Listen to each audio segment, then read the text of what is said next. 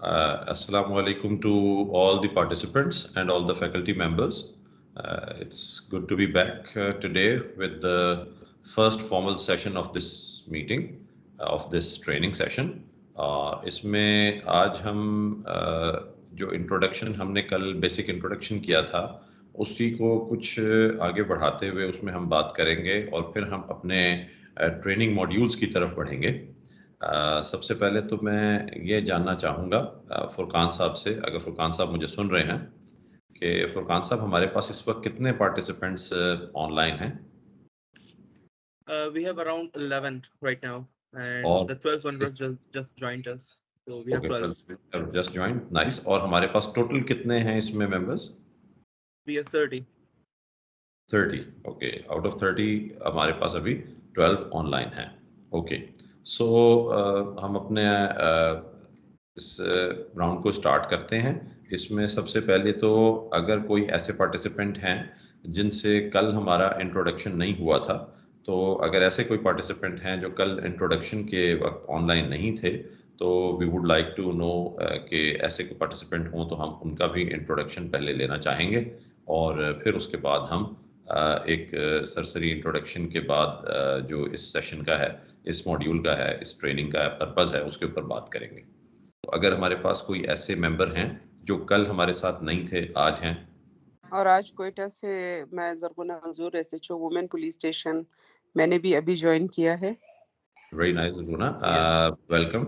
और आप मुझे बताइएगा, आपने बताया आप एसएचओ वुमेन पुलिस स्टेशन हैं, आपका रैंक और आपकी लेंथ ऑफ सर्विस क्या है? मेरी लेंथ ऑफ सर्विस 8 साल है और मैं as a SHO first lady I mean first SHO women थाना हूँ बलूचिस्तान की। हमारा पहला थाना खुला है और पहली एसएचओ बलूचिस्तान की मैं हूँ और मैं डीएसपी मंजूर तरीन साहब की वाइफ हूँ। 2018 में उनकी शहादत हो गई थी, तो फिर उसके बाद मैंने उनकी जगह पे ये ज्वाइन किया है। सब इंस्पेक्टर के रैंक पे हूँ मैं। Okay, Zarguna, thank you very much for this remarkable introduction that you gave, and it's an honor कि आप पहली लेडी ऑफिसर हैं। आपके लिए ये एक बड़ा ऑनर है और साथ में ये हमारे लिए भी ऑनर है कि हमारे साथ एक शहीद की जो फैमिली हैं और शहीद के जो वारिस हैं वो हमारे साथ हैं। सिंध पुलिस हो, बलूचिस्तान पुलिस हो, पाकिस्तान की कोई भी पुलिस ऑर्गेनाइजेशन हो, we are always proud of our martyrs और हम उनको हमेशा याद रखते हैं। और पुलिस में अब ये कल्चर अल्हम्दुलिल्लाह बहुत थैंक यू बेहतर तरीके सर। से आता है। जी, बहुत बेहतर ये जी कल्चर है पुलिस बिल्कुल। में। और अभी इस 23 मार्च को मुझे प्राइड ऑफ परफॉर्मेंस पे भी इनवाइट किया गया था, जिसपे बलूचिस्तान से, पूरे पाकिस्तान से 75 लोग थे और बलूचिस्तान से 7 लोग थे। और फिर बलूचिस्तान के 7 लोगों में से मुझे ये ऑनर था कि हमारे सदर ममलिकत हमसे मिले थे, बाजवा साहब मिले थे। तो it was a big day for me और पूरे बलूचिस्तान के लिए ये दिन था कि बलूचिस्तान की खातून को उन्होंने खराज तहसीन पेश किया था। वेरी नाइस जी, बहुत ज़बरदस्त। और माशाल्लाह ये ऐसी चीज़ें जो है ये डेफिनेटली एक इनकरेजमेंट होती हैं किसी भी ऑफिसर के लिए। इस किस्म का ऑनर है जो आपको मिला। और मेरे ख्याल में हमारे पुलिस में डिपार्टमेंट में पिछले कुछ सालों में ये चीज़ बहुत बेहतर तरीके से सामने आई है कि हमारे लोगों ने हमारी जो फोर्स है, हमारी जो कमांड है, उसने अपने शहदा को बहुत ज़्यादा रिकग्नाइज करना शुरू किया। And that is definitely due to the support and kindness of our governments, जो प्रोविंशियल गवर्नमेंट्स हैं, फेडरल गवर्नमेंट है और बाकी इदारे हैं। वो तमाम पुलिस की जो कुर्बानियाँ हैं, पुलिस की जो शहादतें हैं या पुलिस की जो सेक्रीफाइसेस अदरवाइज हैं in the line of duty, उनको बहुत ज़्यादा एक्नॉलेज करते हैं। So this is one wonderful area जिसमें हमारे पास पहले हम सब जानते हैं कि बहुत कमी थी और still there is a lot of things to be done, लेकिन फिर भी अभी हम बहुत आगे आ गए हैं इसमें और इसमें हमारे पास बहुत बेहतरी हुई है जो हम सब लोग एक्सपीरियंस करते हैं। So again welcome to all participants. मैं अपना दोबारा इंट्रोडक्शन एक दफ़ा करा दूं कुछ पार्टिसिपेंट्स अगर नए आए हैं कि मेरा नाम मोहम्मद आरिफ असलम राव है। मैं सेंट्रल सुपीरियर सर्विसेज यानी CSS के एग्जाम्स करके पुलिस को ज्वाइन किया मैंने 2008 में। मैंने CSS के एग्जाम्स क्वालिफाई किए थे और पुलिस सर्विस ऑफ पाकिस्तान का हिस्सा बना और मैं 37th कॉमन से मेरा ताल्लुक है। करंटली जो है मैं कराची में मैं ग्रेड 19 में हूँ, BS 19 में, और कराची में SSP डिस्ट्रिक्ट वेस्ट इन्वेस्टिगेशन हूँ मैं। और आपका ये जो क्राइसिस नेगोशिएशन का जो ट्रेनिंग है ये इंशाल्लाह हम over the next couple of weeks और सो ये हम साथ होंगे इसमें। तो इसमें सबसे पहले मैं आपको ब्रीफली बताऊं इस कोर्स के बारे में कि ये जो कोर्स है क्राइसिस नेगोशिएशंस का स्ट्रेटेजिक लेवल पे, इसको डिज़ाइन करने का मकसद क्या हुआ, कल मुआज साहब ने कुछ ब्रीफली बताया था, but from a police officers perspective मैं आपको थोड़ा सा और एलेबोरेट कर दूं इसके बारे में, बिकॉज ये वो फाउंडेशन है जिसको हम इस स्टेज के ऊपर अगर ये फाउंडेशन सेट करेंगे और इससे हमारी अंडरस्टैंडिंग में फ़ायदा होगा, और मैं समझता हूँ कि इससे हमारा इंटरेस्ट और ज़्यादा बढ़ेगा इस ट्रेनिंग के साथ। तो बेसिकली क्राइसिस क्या है? क्राइसिस कोई भी ऐसी सिचुएशन हो सकती है जो अचानक इवॉल्व करती है और जिससे हमारे लोगों की जानो माल का ताल्लुक होता है और उसमें इमीडिएट थ्रेट होता है to life and property of citizens. और वो क्राइसिस ऐसा होता है कि जिसमें पुलिस को बाज़ औक़ात फौरी तौर पे, क्योंकि पुलिस यूजुअली तमाम क्राइसिस में फर्स्ट लाइन ऑफ डिफेंस होती है, फर्स्ट रिस्पॉन्डर्स होते हैं, इसलिए पुलिस ऑफिसर्स को जो भी मौके के ऊपर होते हैं उनको एज अ कमांडर बिहेव करना होता है। उनको उन सिचुएशंस को ना सिर्फ हैंडल करना होता है बल्कि उन सिचुएशंस को जो है वो पैसिफाई भी करना होता है और उनको उनका नतीजा भी निकालना होता है, जो कि कोशिश ये होती है कि पुलिस के फेवर में हो। और पुलिस का ज़ाहिर है मकसद यही होता है कि सिचुएशन किसी तरीके से पैसिफाई हो और loss of life and property जो है उसको होने से रोका जाए, वो ना होने दिया जाए, और खुदा न खास्ता अगर वो बहुत ज़रूरी हो या बिल्कुल जो है जिसको अनअवॉइडेबल हो तो उसे मिनिमाइज़ किया जाए। तो ऐसे में ऐसी बहुत सी सूरत हाल पुलिस ऑफिसर्स की लाइफ में आती रहती हैं। और मैं ये कहूँगा कि हमारे पास इस ट्रेनिंग सेशन में जो मैंने पार्टिसिपेंट्स लिस्ट देखी, इसमें तकरीबन हमारे पास जो ऑफिसर्स हैं वो सब इंस्पेक्टर्स, इंस्पेक्टर्स, शायद कोई एक चंद एक ASIs, अदरवाइज सब इंस्पेक्टर्स, इंस्पेक्टर्स और DSPs और SPs भी हैं। तो ये बहुत ज़बरदस्त मिक्स है एक हमारा इस ट्रेनिंग के अंदर, क्योंकि इसमें हम फिर एक दूसरे के एक्सपीरियंसेस को शेयर करते हैं। अच्छा, ये चीज़ मैं थोड़ी-सी पहले बताऊँ कि इस किस्म की ट्रेनिंग को हम जो यूजुअली पुलिस की एक ट्रेनिंग हम पुलिस की रिक्रूटमेंट के वक़्त पे अपनी-अपनी ट्रेनिंग करते हैं अकेडमीज़ में, या इन सर्विस कोर्सेज़ होते हैं, जैसे लोअर स्कूल कोर्स है, इंटरमीडिएट स्कूल कोर्स है, अपर स्कूल कोर्स है, फिर कमांड कोर्स है, या हमारा जो मिड करियर मैनेजमेंट कोर्स है, सीनियर मैनेजमेंट कोर्स है, वगैरह-वगैरह। उन तमाम कोर्सेज़ से ये जो सेशंस हैं ये थोड़े से डिफरेंट होते हैं। और इनमें जो डिफरेंस होता है वो क्या होता है कि आप वहाँ पर यूजुअली एक ट्रेनिंग होती है, वो one way sort of communication होती है। उसमें जो आपके सीनियर ऑफिसर्स होते हैं, they only speak about the topic according to their experience.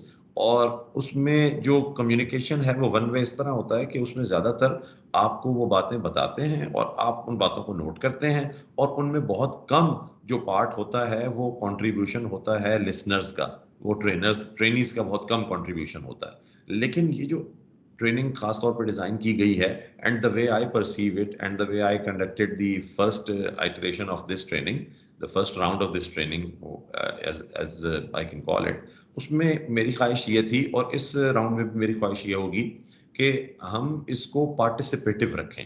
यानी बेसिकली हम चाहते ये हैं कि पुलिस ऑफिसर्स जो हैं वो इस ट्रेनिंग सेशन में बैठकर सोचें, उनकी जो सोचने की फैकल्टी है उसको हम यूज करना चाहते हैं, उनकी थिंकिंग एबिलिटी को हम यूज करना चाहते हैं। हम चाहते हैं कि आप सिर्फ सुन न रहे हो बल्कि साथ साथ आप सोच रहे हो, और आप ये सोचें कि जो कुछ यहाँ पर बताया जाता है या जो कुछ डिस्कस किया जा रहा है इसका मेरी प्रैक्टिकल फील्ड से किस हद तक ताल्लुक है। आया मैंने प्रैक्टिकल फील्ड में कभी इस तरह की सिचुएशन को फेस किया, या मैंने नहीं फेस किया तो मेरे कोलीग्स ने फेस किया और मैंने देखा, और क्या आइंदा आने वाले वक्त में इस किस्म की किसी सिचुएशन को फेस करने की मेरी पॉसिबिलिटी मौजूद है? अगर है तो how am I going to handle it? और उसके लिए फिर ये ट्रेनिंग जो है इसमें मुझे क्या फ़ायदा हासिल हो सकता है, यानी इसमें इस ट्रेनिंग के ज़रिए मैं आइंदा आने वाले वक्त में ऐसी किसी सिचुएशन में जाऊं तो मुझे किस तरीके से इस ट्रेनिंग से कोई बेहतर रास्ता मिलेगा उस सिचुएशन को हैंडल करने का। किस तरह मुझे ये ट्रेनिंग इक्विप करेगी, आपको ऑल द टाइम इस चीज़ के ऊपर काम करना है। और मेरे ख्याल में अगर आप 10%, 20%, 30% भी रिलेट करते हैं जो आपके एक्सपीरियंसेस हैं उनको इसके साथ, जो बाकी थियोरेटिकल नॉलेज है वो तो आप ले ही रहे होंगे, लेकिन अगर 10, 20, 30% भी आप करते हैं, जो कि मेरे नज़दीक आप 50% से भी ज़्यादा कर रहे होंगे, लेकिन फिर भी मैं अगर बहुत ज़्यादा मार्जिन रखते हुए, बहुत ज़्यादा कंजर्वेटिव गेस करते हुए बात करूं, तो अगर आप 10, 20, 30% भी अगर रिलेट कर रहे हैं अपने एक्सपीरियंसेस को इस थियोरेटिकल नॉलेज के साथ, तो आप बहुत कुछ यहाँ से गेन करके जाएंगे और कल आने वाली ऐसी सिचुएशंस में आपको बहुत ज़्यादा फायदा हो सकता है, आप बहुत इफेक्टिवली ऐसी सिचुएशंस को हैंडल करने के काबिल हो सकते हैं। पहले मैं बात करूंगा कि इस कोर्स में जो मॉड्यूल्स हैं वो कौन से हैं, बहुत ब्रीफली मैं उन मॉड्यूल्स के बारे में बात करूंगा। कल उनका एक ब्रीफ इंट्रोडक्शन हो चुका है, मैं उनको थोड़ा सा पुलिस पर्सपेक्टिव से आपके सामने रखने की कोशिश करूंगा और उसके बाद मैं शुरू करूंगा आज हमारा जो फर्स्ट मॉड्यूल है। पहले तो हम बात करते हैं कि पहला आपकी प्री असेसमेंट एक होनी थी। फुरकान साहब, क्या प्री असेसमेंट हो चुकी है? ओके, ओके, लेकिन आपने वो उनको जो है वो बता शेयर दिया कर जी। दिया उनके साथ? जी शेयर बता कर दिया दिया उनका? क्वेश्चनेयर शेयर हो गए हैं? जी। ओके, इसका तरीका ये होता है, मैं पार्टिसिपेंट्स को इनकरेज करूंगा कि आज ही अपनी प्री असेसमेंट कर लें। उसका मकसद ये होता है जल्दी से जल्दी करने का कि आप बेसिकली इस ट्रेनिंग में बहुत सारे कॉन्सेप्ट सीख रहे होते हैं। तो प्री असेसमेंट ये कोई टेस्ट नहीं है, ये कोई एग्जाम नहीं आपका होने जा रहा, ना इसकी कोई स्कोरिंग है, ना इसका कोई नंबर्स मिलेंगे, ना ये आपकी ऑर्गेनाइजेशंस को भेजा जाएगा कि आपका ये स्कोर इसमें क्या था क्या नहीं। बेसिकली इसका मकसद ये होता है कि इस मौजू के बारे में या इन सब्जेक्ट्स के बारे में जो हम यहाँ डिस्कस करने जा रहे हैं, ट्रेनिंग से पहले आपका नॉलेज बेस क्या था और ट्रेनिंग से पहले आपकी काइंड ऑफ अंडरस्टैंडिंग इसके बारे में क्या थी। और फिर हम जब ट्रेनिंग एंड करते हैं तो उसके बाद हम एक पोस्ट असेसमेंट करते हैं जिसमें मोर और लेस इसी किस्म की बातें हम दोबारा पूछ रहे होते हैं और हम ये देख रहे होते हैं कि जो ट्रेनिंग से पहले आपकी इनके बारे में अंडरस्टैंडिंग थी वो, और ट्रेनिंग के बाद जो आपकी इनके बारे में अंडरस्टैंडिंग है उसमें क्या फर्क आया। आया आपके सोचने के अंदाज में कोई फर्क आया है? आया आप जिस तरह इन चीज़ों को हैंडल करने के लिए प्लान कर रहे हैं उसमें कोई डिफरेंस आया? क्या इस ट्रेनिंग से आपकी जो आप मजीद इक्विप हुए हैं, वेल इक्विप हुए हैं पहले की निस्बत, या उसमें किस किस्म का चेंज आया है, ये देखने की हम कोशिश करते हैं। तो प्री असेसमेंट को मैं आप तमाम को इनकरेज करूंगा कि आज ही आप लोग प्री असेसमेंट इसकी जरूर फिल कर लें। प्री असेसमेंट के बाद इसका पहला मॉड्यूल है जिसमें अंडरस्टैंडिंग क्राइसिस सिचुएशंस है। इसमें हम बताएंगे कि ये बेसिकली क्राइसिस सिचुएशन का जो एक डिसिप्लिन है, इसे एज ए स्टडी क्यों पढ़ाना की जरूरत पड़ी, इसकी हिस्ट्री क्या है दुनिया में, ये जो आया डिसिप्लिन ये कहाँ से आया।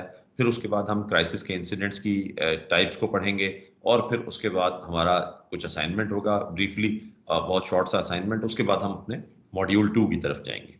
मॉड्यूल 2 होगा जिसमें हम स्ट्रेटजीज एंड ट्रेनिंग टेक्निक्स बताएंगे क्राइसिस नेगोशिएशन की, कि जो क्राइसिस का, जब बेसिकली एक तो है क्राइसिस को हैंडल करना, क्राइसिस सिचुएशन आपके सामने इरप्ट होती है, आपने उसे हैंडल करना है, फिर उसमें नेगोशिएशन का एक पार्ट है।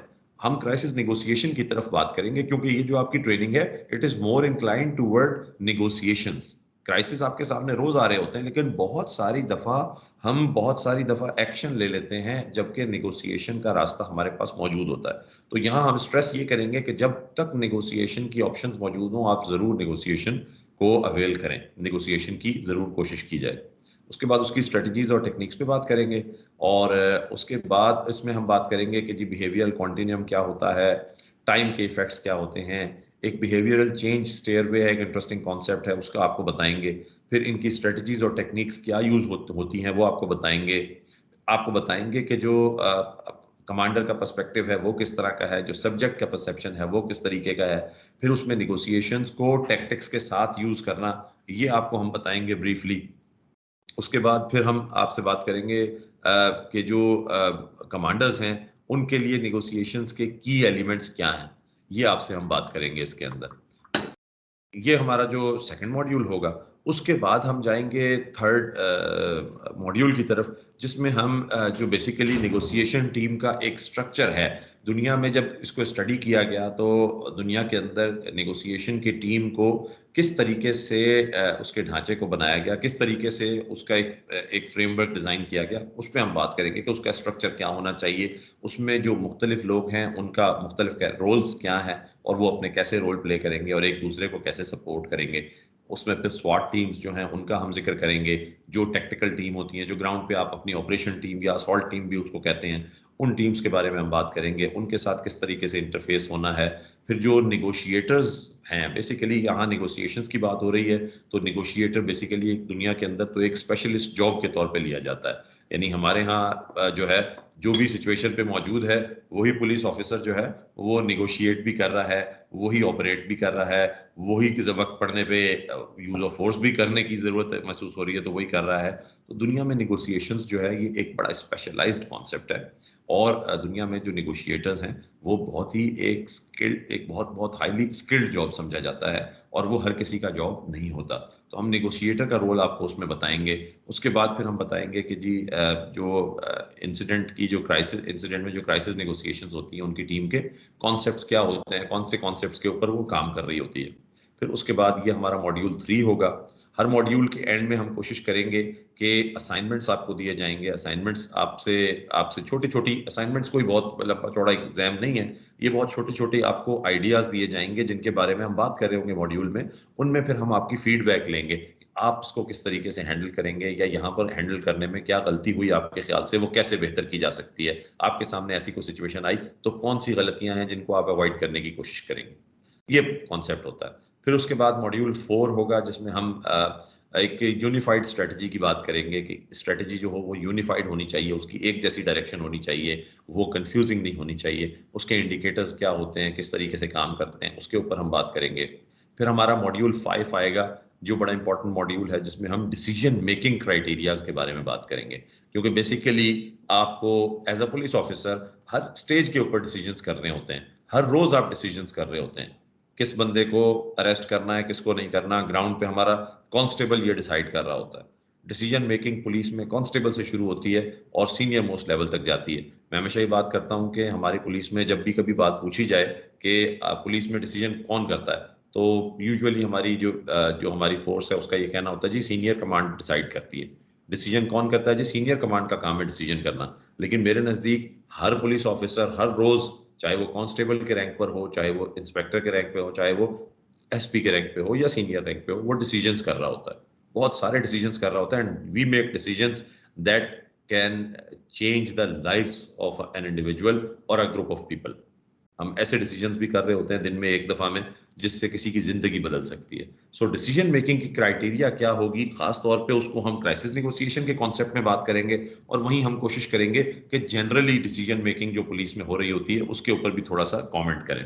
फिर उसके बाद हम आखिरी मॉड्यूल की तरफ अपने जाएंगे, और आखिरी मॉड्यूल जिसे 6th मॉड्यूल कहते हैं, वो एक ऐसी इसके इंस्टीट्यूशन के हवाले से है जिसके साथ हम सबकी बड़ी मोहब्बत है। एक लव हेट रिलेशन है, मोहब्बत भी है और हमारी उसके साथ गिले शिकवे भी बड़े होते हैं। एक लव हेट रिलेशन है हमारा, वो मीडिया के साथ है।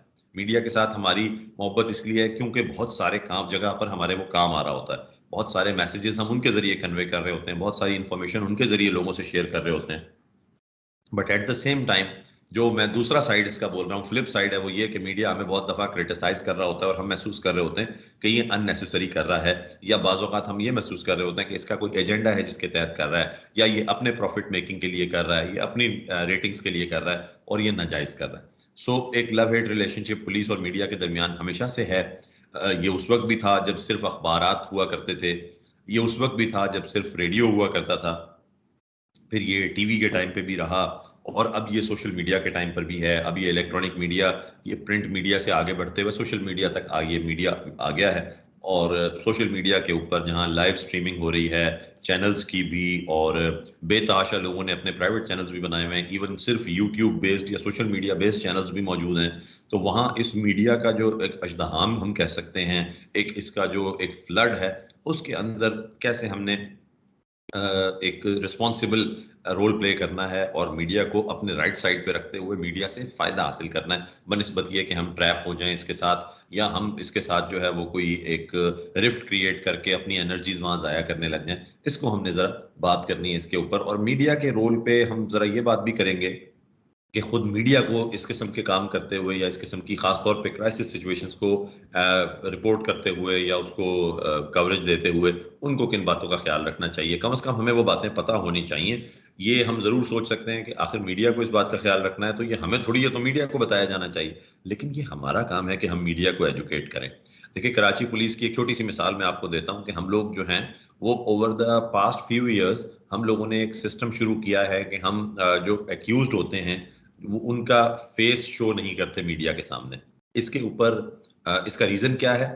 ये पुलिस ऑफिसर्स जो मेरे साथ मौजूद हैं वो जानते हैं कि क्रिमिनल्स का फेस क्यों नहीं दिखाया जाता। हम जब ये चीज पहले शो करते थे तो अवाम ये कहती थी कि भाई इन लोगों की तो शक्ल दिखाएं ताकि ये इबरत का निशान बने, ये डाकू, ये चोर, ये रेपिस्ट, ये किलर्स, ये मर्डरर्स, ये जो पकड़े गए हैं इनकी शक्ल दुनिया को दिखाएं ताकि इबरत का निशान बने, लोगों को शर्मिंदगी हो कि ऐसा ऐसी इस तरह की शर्मिंदगी का सामना करना पड़ता है, और ये सब कुछ। और वो बात जायज भी लगती थी, मीडिया के लोग भी कहते थे, लेकिन हमने उनको आहिस्ता आहिस्ता ये एजुकेट किया कि जो पुलिस ऑफिसर्स हैं यहाँ पर ट्रेनिंग में वो जानते हैं कि इसकी एक एविडेंशियरी वैल्यू होती है। अगर हम अननोन एक्यूज्ड का चेहरा मीडिया के ऊपर दिखा देते हैं तो कल जो आईडी परेड होनी होती है एफआईआर की बेसिस के ऊपर, और जिसमें जो कंप्लेनेंट होता है उसने कोर्ट में जाके पहचानना होता है और ये एक एविडेंस होती है, जज साहब के सामने उसने ये कहना होता है कि हाँ जी ये बंदा था जिसने मेरे साथ डकैती की थी, या ये बंदा था जिसने उस मौके पे मर्डर किया था या फला किया था या क्राइम किया था और मैंने खुद देखा था अपनी आंखों से। तो वो आई विटनेस जब अदालत में जाकर उसे पहचानता है तो वो उसके खिलाफ एक बहुत सॉलिड एविडेंस बन जाता है। लेकिन अगर वही तस्वीर पहले मीडिया और सोशल मीडिया पे आम हो जाए तो कल को ये कहा जाता है कि जी इसने तो मीडिया से तस्वीर देखी है इसलिए ये पहचान रहा है, और ये चीज जो है ये एज एन एडवांटेज उस क्रिमिनल के फेवर में चली जाती है। सो मैं ये देख रहा हूँ कि ये फुरकान साहब भी इसको बड़ा इंटरेस्टिंगली सुन रहे हैं, क्योंकि ये कॉन्सेप्ट नया था कराची में, हमने इसको इंट्रोड्यूस करना जब शुरू किया तो ये बड़ा मुश्किल हो गया। पहले सिर्फ और सिर्फ ये जो था वो टॉप लेवल के टारगेट किलर्स या टॉप लेवल के टेररिस्ट होते थे कि उनके चेहरों पे नकाब डाल के और उनको सामने पेश किया जाता था, लेकिन हमने स्ट्रीट क्राइम में और दूसरे क्राइम में भी इसको इस्तेमाल करना शुरू किया और फेसेस को ब्लर करना शुरू किया। और ये चीज आज कराची का मीडिया अब हमसे इस बारे में पूछता नहीं है, बल्कि उनको पता चल चुका है कि क्रिमिनल का फेस शो ना करना ये पुलिस की एक प्रायोरिटी है, और इसके पीछे एक कुछ लीगल रिक्वायरमेंट्स हैं जिनको पुलिस फुलफिल करने की कोशिश कर रही है, और अब मीडिया हमारे साथ इसमें बिल्कुल कोऑपरेट करता है। मैं आपको ये बताऊं कि ये हमने एजुकेट करना होता है मीडिया को। इस मिसाल को देने का मकसद ये है कि हम जब आपको ये बताएंगे कि मीडिया के डूज एंड डोंट्स क्या हैं, तो हमने ये नहीं सोचना कि मीडिया के dos and don'ts police officer को क्यों बता रहे हैं, वो तो मीडिया को बताएं। हमने ही एक्चुअली वो मीडिया को बताने हैं। देखिए, मुख्तलिफ इंसिडेंट्स के ऊपर हम मीडिया को एजुकेट कर रहे होते हैं, और जब मीडिया को हम एजुकेट करते हैं तो बहुत सारे लोग उनमें से वो जो अकल की बात होती है, जो सेंसिबल बात होती है, जो लॉजिकल बात होती है, और जो हम उन्हें समझाने के तरीके ये होता है कि हम उन्हें बताते हैं कि इससे केस का भी फायदा है और इसमें आपका भी फायदा है, इसमें हमारा भी फायदा है, सबसे ज्यादा इसमें विक्टिम का फायदा है। इसलिए ये स्टेप हमें उठाना चाहिए, तो मीडिया कोऑपरेट करता भी है। तो इस केस में आपको डूज एंड डोंट्स मीडिया के हवाले से बताने का मकसद ये होगा कि कल को जब आपकी सिचुएशन ऐसी हो तो साथ साथ आप मीडिया को एंगेज करें और उनको बताएं कि देखें ये चीज इसमें करनी है और ये डोंट्स हैं जो कि नहीं करने हैं। तो ये इसमें हम मीडिया का रोल बताएंगे, फिर पुलिस किस तरीके से मीडिया के साथ इंटरेक्ट करे और किस तरीके से लॉ इन्फोर्समेंट जो है वो मीडिया के साथ बात करे, ये बताएंगे। इसके अंदर हम जो ऐसी कंसिडरेशंस लॉ इन्फोर्समेंट को समझाएंगे कि क्या करने से नुकसानात हो सकते हैं, क्या करने से नुकसान से बचा जा सकता है, विक्टिम की या उसकी फैमिली की आइडेंटिटी को किस तरीके से बचाया जा सकता है, उनकी सैंक्टिटी को किस तरीके से बचाया जा सकता है, वगैरह वगैरह। इस किस्म के आइडियाज हम आपको देंगे। कुछ इसमें फॉरेन आइडियाज हैं और कुछ इसमें हमारे लोकल आइडियाज होंगे जो हमारी डिस्कशन के दरमियान सामने आएंगे। हमारा मकसद ये होगा कि ऐसी सिचुएशन में जहां मीडिया एक जुज़्वे लाजिम जिसे कह सकते हैं, एक ज़रूरी हिस्सा होता है उस सिचुएशन का, वहां पर हम कम से कम उस सिचुएशन में मीडिया को हैंडल करने की पोजीशन में हों, और हमारे पास उसके लिए कुछ ना कुछ हमारे पास कुछ ना कुछ एक थ्योरेटिकल बेस मौजूद हो, कुछ डूज एंड डोंट्स हमारे माइंड में मौजूद हो जिससे हमने मीडिया के साथ इंटरेक्ट करना है। इसके बाद ये हमारा लास्ट मॉड्यूल होगा। इसके बाद हम पोस्ट असेसमेंट करेंगे, और पोस्ट असेसमेंट में मैं जैसे कहा कि पहले जो चीज़ें हमने आपसे पूछी हैं कमोबेश उन्हीं चीज़ों को हम दोबारा आपसे पूछेंगे, और मकसद ये होगा कि आपका जो अंडरस्टैंडिंग है वो किस किस्म की डेवलप हुई है, और उससे हम अंदाज़ा कर सकेंगे कि हम किस एरिया में काम बेहतर कर रहे हैं, किस एरिया में हमें मज़ीद बेहतर काम करने की ज़रूरत है। सो ये इसका एक ब्रीफ इंट्रोडक्शन था। अब मैं आता हूँ हमारे इस कोर्स के मकसद की तरफ।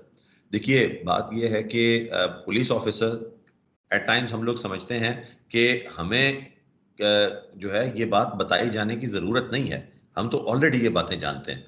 हम कहते हैं कि जी कानून हमने पढ़ रखा है, हम खुद स्ट्रीट पर हर वक्त होते हैं, हम फील्ड में होते हैं, हम काम करते हैं, तो हमें इन बहुत सारी चीज़ों के बताए जाने की ज़रूरत नहीं है। ये तो जस्ट बुकिश बातें हैं और इनका कोई फ़ायदा नहीं है, या प्रैक्टिकली ये कहाँ इस्तेमाल होती हैं। लेकिन मैं आपको बताऊँ, बहुत सारी ऐसी चीज़ें जो आप थ्योरी पढ़ते हैं, आप उनको अगर माइंड में रखते हैं, कल को ग्राउंड पे जब आप काम करते हैं, तो ये थ्योरी आपको बहुत सारी गलतियाँ करने से बचा लेती है।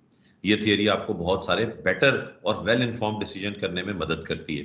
ये थियरी आपको और कुछ नहीं तो इस सिचुएशन के अंदर आने वाले जो पॉसिबिलिटीज हैं उनके बारे में पहले से आगाह कर देती है।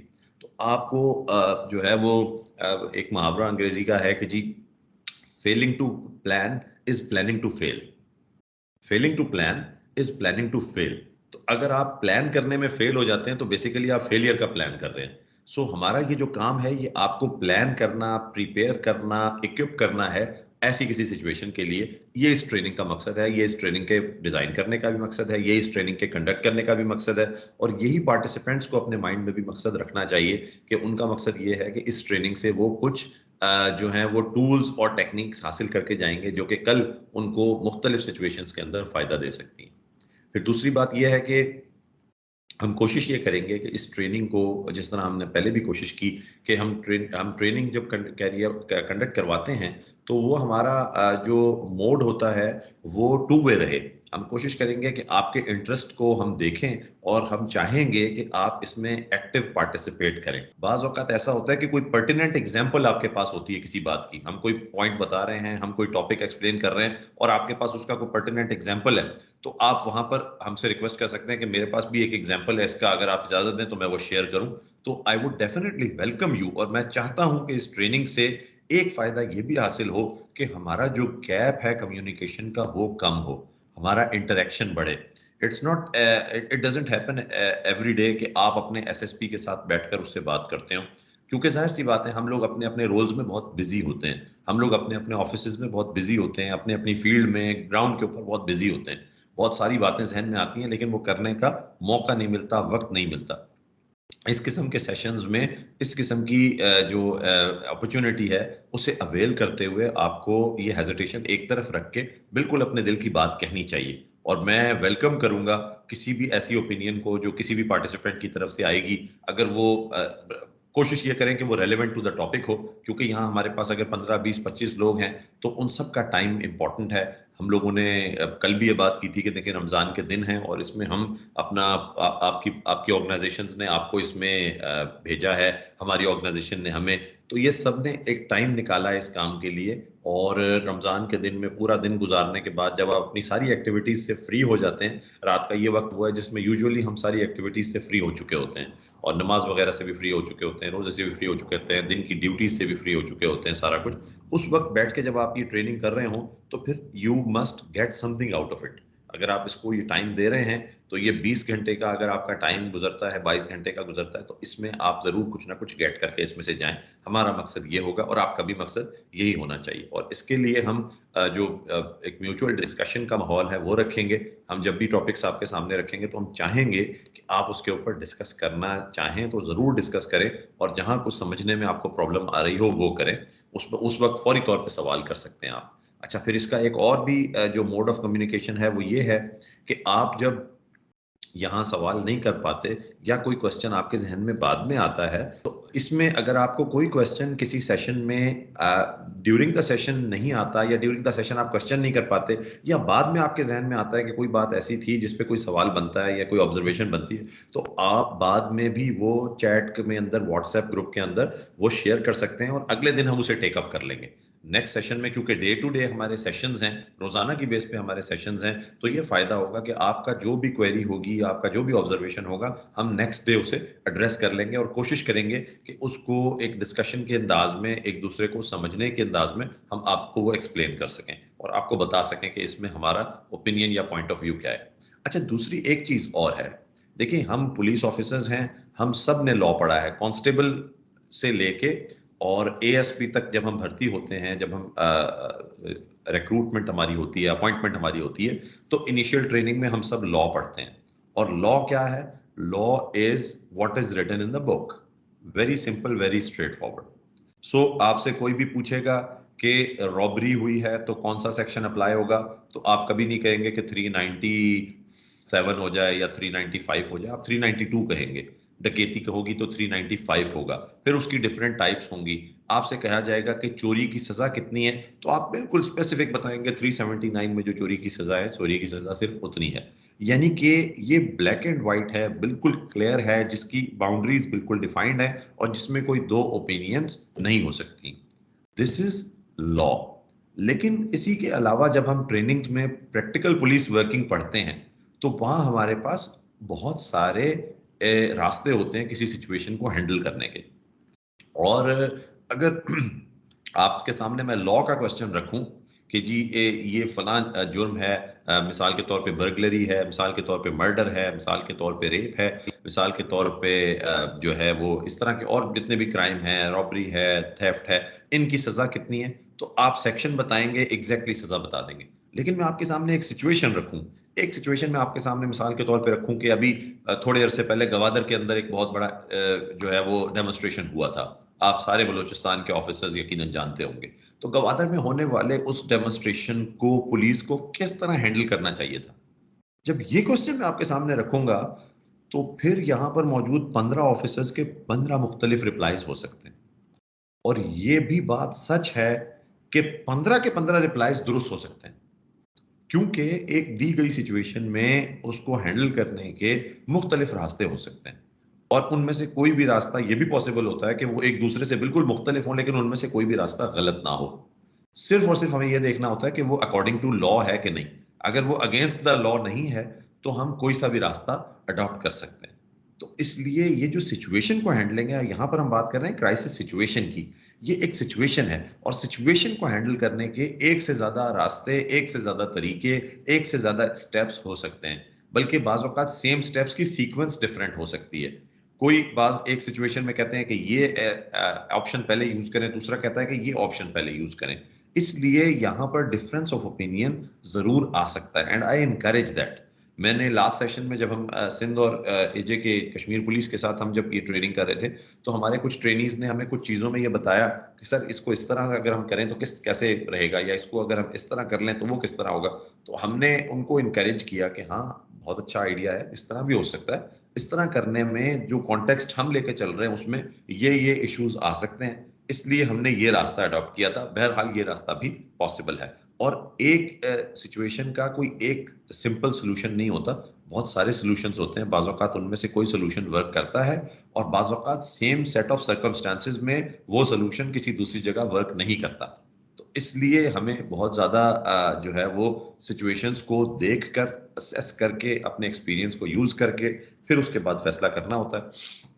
लिहाजा मेरी आपसे ये इसमें एक शुरू में ही एक मैं बात इसलिए कर रहा हूँ ताकि आपको ये पता हो कि यहाँ पर बहुत सारी ऐसी सिचुएशंस होंगी जिसमें अगर आपके माइंड में कोई डिफरेंस ऑफ ओपिनियन है, तो प्लीज़ डोंट फील शाय, उसे शेयर करें और उससे हमारा कॉन्सेप्ट जो बाकी दोस्तों का भी है, वो मज़ीद पार्टिसिपेंट्स का मज़ीद कॉन्सेप्ट बेहतर होगा।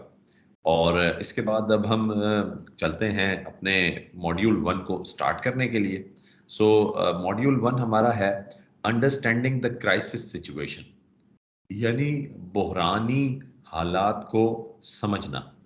सो सबसे पहले इसमें हम नेक्स्ट स्लाइड पे जाएंगे तो हम इसमें पर्पस की बात करेंगे। नेक्स्ट स्लाइड, इसमें हम बताएंगे कि इस सेशन में हम क्या-क्या चीज़ समझी, क्या-क्या चीज़ बेसिकली डिस्कस करने जा रहे हैं, या इस सेशन में हमने क्या, इस सेशन के एंड में हमारा जो क्या-क्या चीज़ें हमारी लर्निंग में इज़ाफ़ा होना चाहिए। उसमें सबसे पहली चीज़ ये है कि हमें इसकी जो क्राइसिस नेगोशिएशंस हैं, इसकी डेवलपमेंट की जो हिस्ट्री है, वो समझनी है कि ये क्राइसिस नेगोशिएशन जिसे हम उर्दू में बहरानी मुज़ाकरात कहते हैं। अच्छा, ये जो स्लाइड्स हैं ये उर्दू में इसीलिए बनाई गई हैं कि कुछ टर्म्स जो होती हैं वो कुछ जो इसे कहना चाहिए कि एक्सप्रेशन होता है वो उर्दू में आसानी से समझ में आता है बनिस्बत इंग्लिश के, लेकिन वहीं साथ-साथ हम लोग एवरीडे अपनी जो टर्मिनोलॉजी है उसमें बहुत सारी पुलिस वर्किंग है, उसमें बहुत सारी इंग्लिश टर्म्स यूज़ कर रहे होते हैं। सो मैं दोनों तरफ यूज़ करूँगा, दोनों लैंग्वेजेज़ का सहारा लूँगा आपको बात समझाने के लिए, उर्दू का भी और इंग्लिश का भी। तो यहाँ जो बहरानी मुज़ाकरात जिसे हम कह रहे हैं, ये है क्राइसिस नेगोशिएशंस। यानी कभी भी कोई Sorry. क्राइसिस बिल्डअप हो जाए, तो वहाँ पर नेगोशिएशंस के लिए क्राइसिस अगर कहीं सामने आ जाए, तो उसमें हमने नेगोशिएशंस जो करनी है, यानी मुज़ाकरात जो करने हैं, मुज़ाकरात के ज़रिए क्राइसिस की सिचुएशन को कंटेन करना, ये बेसिकली हमारा मकसद है इस मॉड्यूल में कि ये कॉन्सेप्ट कहाँ से आया, ये हिस्टोरिकली कैसे डेवलप हुआ। पहले हमने ये बात करनी होगी। फिर दूसरा, क्राइसिस इंसिडेंट्स जो होते हैं, उनकी 2 टाइप्स कौन-सी हैं, मेजर टाइप्स कौन-सी हैं और उसके बाद उनके डायनामिक्स क्या-क्या हैं, यानी उनकी इकसाम कौन-सी हैं और उनके मुहर्रिकात क्या हैं। मुहर्रिकात का मतलब ये है कि उसमें कौन से अवामिल असरअंदाज होते हैं, क्या-क्या उनके रिपरकशंस होते हैं, किस किस्म की सिचुएशन किस किस्म का रुख इख्तियार करती है, अगर वो कौन-सी कैटेगरी के अंदर फॉल कर रही हो। एक कैटेगरी में सिचुएशन कैसी होती है, दूसरी सिचुएशन कैसी होती है। फिर उसके बाद हमने जो है वो कुछ हमारी वायलेंट क्राउड्स होते हैं, अनरूली क्राउड्स होते हैं। ये सब पुलिस ऑफिसर्स को अपने करियर में सामना पड़ता है इनसे। तो उन अनरूली क्राउड्स को, प्रोटेस्ट्स को, डेमोन्स्ट्रेशंस, ये जो धरने होते हैं, इनको किस तरीके से डील करना है। एक ज़माना था कि मुल्क में हमारे ऐसा माहौल बन गया था कि सड़कें कम थी, धरने ज़्यादा होते थे। तो हमें एक-एक सड़क पे 2-2 धरने एक वक़्त में चल रहे होते थे, पुलिस को वो भी डील करने होते थे। आप बलूचिस्तान के ऑफिसर्स हैं, मेरा खुद बलूचिस्तान में सर्व करने का एक्सपीरियंस नहीं रहा है, लेकिन बलूचिस्तान में सर्व करने वाले मेरे सीनियर्स भी रहे हैं, मेरे कोलीग्स भी रहे हैं, मेरे जूनियर्स भी रहे हैं, जिन्होंने बलूचिस्तान में सर्व किया, बलूचिस्तान में सर्व कर रहे हैं। और उनके एक्सपीरियंसेस से और हमने पंजाब और सिंध में जो सर्व किया, उन एक्सपीरियंसेस से हम ये देखते हैं कि हमारा क्राइसिस की सिचुएशन से आए दिन वास्ता पड़ता है। तो क्राइसिस सिचुएशन को बेसिकली उसकी हिस्ट्री को सबसे पहले हम डिस्कस करेंगे इस मॉड्यूल में कि वो किस तरीके से डेवलप हुई। तो देखिए, अगर पुलिस ऑफिसर होते हुए हम ये समझें कि क्राइसिस सिचुएशन क्या है, तो क्राइसिस किसी भी टाइम बिल्डअप हो सकता है और कोई भी पुलिस ऑफिसर जो मौके पर मौजूद है, वो फर्स्ट रिस्पॉन्डर और उस इंसिडेंट का कमांडर बन सकता है। यानी कि मैंने लास्ट टाइम एग्जांपल दी थी, एक आप बलूचिस्तान पुलिस में भी हैं, यहाँ पे भी सिंध पुलिस में भी, पूरे पाकिस्तान में पोलियो के ड्रॉप्स पिलाने की मुहिम होती है कि बच्चों को पोलियो के ड्रॉप्स पिलाए जाएं। और जाहिर है ये पोलियो एक ऐसा मर्ज है जिसके खात्मे को पूरा पाकिस्तान, पूरी दुनिया चाहती है कि ये खत्म हो। इसमें 2021 में हमारी कारकर्दगी बहुत बेहतर रही है। 2020 में we had a number of cases, लेकिन 2021 में बेहतर हो गया। तो पुलिसिंग पर्सपेक्टिव से देखें तो हमें जब भी ये कैंपेन आती है, ये मुहिम आती है, हमें इसको सिक्योरिटी प्रोवाइड करनी होती है। अब हमारे पास और भी बहुत सारी ड्यूटी होती हैं, लॉ एंड ऑर्डर है, क्राइम है, कोर्ट्स हैं, security, VIP duties, etcetera etcetera. उस वक्त हम ये जो इस ड्यूटी के ऊपर हमारे कुछ लोग होते हैं, उनको हम मुख्तस करते हैं। अब एक पोलियो वर्कर्स की टीम है, उसके साथ हमने 2 कांस्टेबल्स लगाए हैं, या एक कांस्टेबल, एक लेडी कांस्टेबल, हमने उसके साथ एक हेड कांस्टेबल, एक लेडी कांस्टेबल लगाई। आए दिन इस तरह से हम ड्यूटीज कर रहे होते हैं। अब ये गए हैं किसी एरिया में और आपको ये पता है कि पोलियो के हवाले से बहुत सारे इलाकों में रिजर्वेशंस पाई जाती हैं, बहुत सारे इलाकों में बड़ा सीरियस कंसर्न पाया जाता है, तो लोग अपने बच्चों को पोलियो के कतरे नहीं पिलाना चाहते। अच्छा, वहाँ पर क्या हुआ कि ये आप एग्जाम्पल आपको दे रहा हूँ और ऐसा होता रहता है कि जी एक टीम गई और उसके साथ ये एक कांस्टेबल, एक लेडी कांस्टेबल हमारा था, ये वहाँ पोलियो के कतरे पिलाने के लिए गए और मालूम हुआ कि जी लोग मुश्तिल हो गए और लोगों के इस बारे में कुछ और कॉन्सेप्ट थे, इन्होंने उस चीज़ का ख्याल नहीं किया और वहाँ एक सिचुएशन क्रिएट हो गई और इन दोनों को ही वहाँ पर महसूर कर लिया गया पोलियो टीम समेत। अब जो पुलिस ऑफिसर वहाँ ग्राउंड पे है, वो भले कांस्टेबल है, वो लेडी कांस्टेबल है, उसकी सर्विस 25 साल है या 2 साल है या पहला साल है उसकी सर्विस का। मौके के ऊपर इस वक्त उसी ने नेगोशिएट करना है, उसी ने इस क्राइसिस सिचुएशन से निकलने के लिए कोशिश करनी है till the time backup support उस तक ना पहुंच जाए, टिल द टाइम उसकी कमांड को ना पता चल जाए, वो लोग ना पहुंच जाएं, टिल द टाइम एसएचओ साहब, डीएसपी साहब, एसपी साहब, एसएसपी साहब एंड डीआईजी साहब and so on so fourth वो ना पहुंच जाएं या उनकी तरफ से सपोर्ट ना आ जाए, उस ऑफिसर ने जो ग्राउंड पे है वो कांस्टेबल ही क्यों नहीं है, उसने उस सिचुएशन को हैंडल करना है। इससे तो किसी को इनकार नहीं, कोई ये नहीं कह सकता कि चूंकि मैं कांस्टेबल हूं या चूंकि मेरी सर्विस तो 5 साल की है तो भाई मैं ये सिचुएशन हैंडल नहीं कर सकता। ये नहीं होगा। Police officer never have this option कि वो किसी सिचुएशन से मुंह मोड़ ले। उसको सिचुएशन में जब मौजूद है और सिचुएशन उसके सामने इरप्ट हुई है तो उसे हैंडल करना है। तो क्राइसिस सिचुएशन बनते हुए मिनट लगते हैं, ठीक है। आप इसी तरीके से किसी मजहबी जगह पर खड़े होते हैं, कोई मजहबी प्रोग्राम हो रहा होता है और वहां पर खुदा न खास्ता एक दहशतगर्दी तो चले बहुत बड़ी चीज है, लेकिन आपस में कोई झगड़ा किसी का क्रिएट हो जाता है। मोहल्ले में बाज़ औक़ात प्रोग्राम हो रहा होता है, मजहबी प्रोग्राम हो रहा होता है, हमारे पास इतनी मैन पावर नहीं होती, हमने 2 वहाँ पर लोग भेजे हुए होते हैं और वहाँ पर कोई छोटी सी न्यूसेंस का मसला बन जाता है कि जी यहाँ से रोड क्यों ब्लॉक हो गया, फलाना हो गया। अब वो उसमें जो दूसरे लोग आए वो किसी और मजहबी मकतब फ़िक्र से ताल्लुक़ रखते थे या किसी और मजहब से ताल्लुक़ रखते थे, उनके दरमियान आपस में झगड़ा हो गया। अब वहाँ जो 2 पुलिस ऑफिसर हैं उनको इस झगड़े को हैंडल करना है, इसको भी, इस साइड को भी और उस साइड को भी। तो ये जो क्राइसिस है, ये क्राइसिस यहाँ कैसे क्रिएट होता है, just in the wink of an eye. और इस क्राइसिस को हैंडल करना मौके पे मौजूद पुलिस ऑफिसर का की जिम्मेदारी होती है। और आप में से कोई भी ये नहीं होगा जो कहे कि नहीं, मौके पे मौजूद पुलिस ऑफिसर कह सकता है कभी मैं तो आया था सीधी सीधी सिक्योरिटी ड्यूटी के लिए, ये क्राइसिस बनता है तो बनता रहे, लोग लड़ते हैं तो लड़ते मरते रहे, मेरी कोई जिम्मेदारी नहीं है। नहीं, पुलिस ऑफिसर इस तरह नहीं कर सकता। हमने ओथ लिया होता है जब हम सर्विस में दाखिल होते हैं, तो हमारा जो पहला अहद होता है उसमें यही होता है कि हम अवाम की जान माल, उनकी इज्जत की हिफाजत की कोशिश करेंगे, आखिरी हद तक कोशिश करेंगे। तो इसके लिए हम उनको उनके हाल पर नहीं छोड़ सकते, उस सिचुएशन को हमें हैंडल करना पड़ता है समहाउ। अगर हम इस किस्म की ट्रेनिंग से गुजरे होते हैं तो हम उन सिचुएशंस को हैंडल करने में ज़रा ज़्यादा बेहतर कामयाब होते हैं। तो बात ये हो रही थी कि पहला पॉइंट जिस पे हमने कहा कि इसकी जो तारीख है, इसकी जो हिस्ट्री है कि किस तरीके से ये फील्ड ऑफ स्टडी के तौर पे डेवलप हुई, क्राइसिस आते रहते हैं, उनमें नेगोशिएशंस की जाती रहती हैं। फिर आखिर इसको as a field of study किस तरह डेवलप किया गया, क्यों इसकी ज़रूरत पेश आई और किसने किया? तो इसके हवाले से बेसिकली इसका स्टार्ट है वो मगरिबी दुनिया से हुआ। इसको as a separate field of study जो है वो वेस्टर्न वर्ल्ड ने सबसे पहले बात करनी शुरू की इस पे, वरना लॉ एनफोर्समेंट में इसे रूटीन के साथ डील किया जाता था, कहीं फोर्स का यूज़ किया जाता था, कहीं पर खामोशी बरती जाती थी, कहीं पर आंखें बंद कर ली जाती थी वगैरह वगैरह। इस तरह से इस के लिए कोई ख़ास तौर पे स्टडीज़ मौजूद नहीं थी। लेकिन वेस्ट में 1970s के अंदर ख़ास तौर पे अमेरिका में इसके ऊपर स्टडी शुरू हुई और उसकी वजह ये हुई कि वहाँ पर कुछ वाक़यात इस तरह के हुए थे, जिनसे 1970s में ख़ास तौर पे कुछ वाक़यात इस तरीके से हुए थे दुनिया भर में, जिन्होंने इंटरनेशनल एक नोटोराइटी कहें या फेम कहें या इंटरनेशनल उसने कवरेज हासिल की। और वो वाक़यात जो थे उन्होंने लॉ एनफोर्समेंट को जो है वो ये दुनिया भर में सोचने पर मजबूर कर दिया कि ये जो क्राइसिस की नेगोशिएशन है, ये एक as a independent field of study के समझना ज़रूरी है। अगर हम समझें कि ये क्राइसिस नेगोशिएशन को हम एक जस्ट रूटीन में, जैसे कि मैंने कहा कि हर पुलिस ऑफिसर कह रहा है, जब आप खुद ये सवाल पूछ सकते हैं कि जी एसएसपी साहब, अभी थोड़ी देर पहले आपने कहा कि पुलिस में हर वक़्त क्राइसिस की सिचुएशन सामने आ सकती है, किसी भी वक़्त आ सकती है और हर पुलिस ऑफिसर को उससे वास्ता पड़ सकता है। तो फिर जब हम day in and day out हम ये काम कर ही रहे हैं, तो फिर इसे एज ए सेपरेट स्टडी इसको डेवलप करने की क्या ज़रूरत पड़ी है?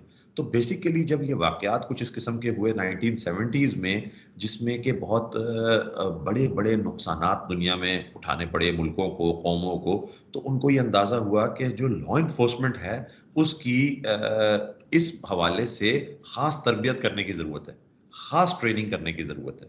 और इसमें 2-3 वाक़यात बड़े इम्पोर्टेंट थे, उनमें से 2 वाक़यात की तरफ मैं इशारा आज करूँगा और मैं चाहूँगा कि कल जो हमारा सेशन होगा, उसमें कोई पार्टिसिपेंट्स मुझे इन 2 वाक़यात के हवाले से बताएँगे कि ये 2 वाक़यात कौन से हैं या इनमें क्या हुआ था।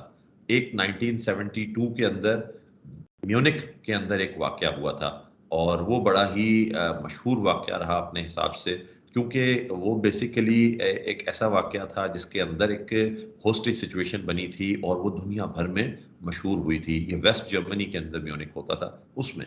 तो 1972 में म्यूनिक के अंदर एक वाकया हुआ था, उसके बारे में मैं चाहूँगा कि हमारे पार्टिसिपेंट्स कल मुझे बताएं।